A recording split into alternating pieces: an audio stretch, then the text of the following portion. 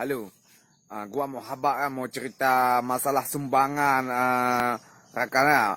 Kalau misal ada di surat kabar ditulis misal Front Pembela ISIM menyumbang 370 juta untuk Palestina.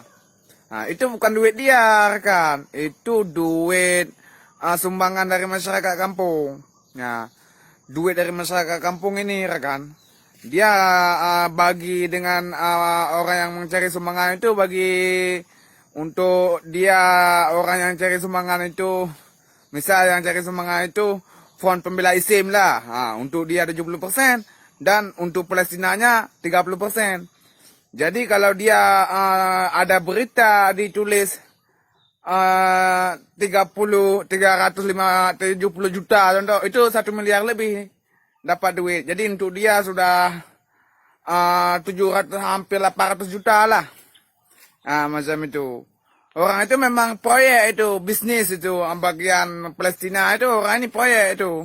Masalah perang Palestina, orang-orang Front Pembela ISIM atau ormas lain itu memang proyek orang ini, cari-cari duit dari lewat situ.